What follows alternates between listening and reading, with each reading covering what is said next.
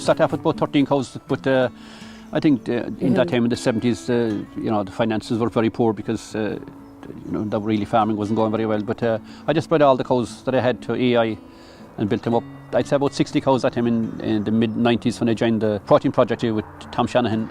We focused completely on increasing the herd and increasing the protein of the herd. Protein became important to Kerry, which was really brilliant for me anyway. I learned an awful lot from it because we had great backup from Kerry and Teagasc. Learned a lot from it, and we grew the business and we had a good life out of it.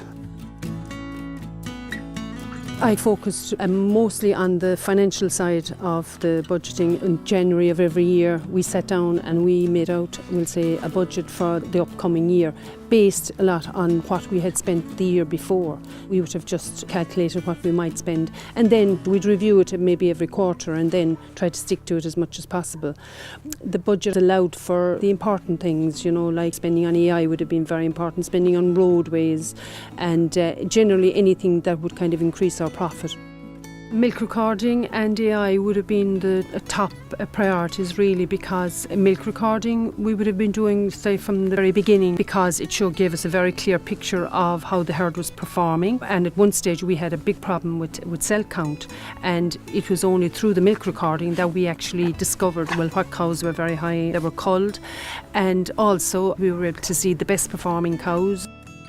For the budgeting, we used Teagasc Cost Control Planner. The main thing about it actually was it was very user-friendly. The Cost Control Planner and the budgeting, it would focus your mind on the figures and overspending. You can haul in the overspending, we'll say, halfway through the year if you can see, well, look, I'm overspending, so I have to stop. At the end of the year, then we would have done the e-profit monitor with Teagasc.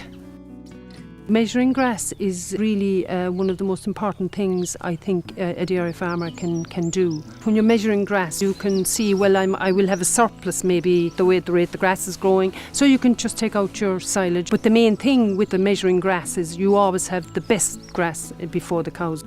John Joe is actually running the farm now, so it's a good life actually. I think farming has been a great life.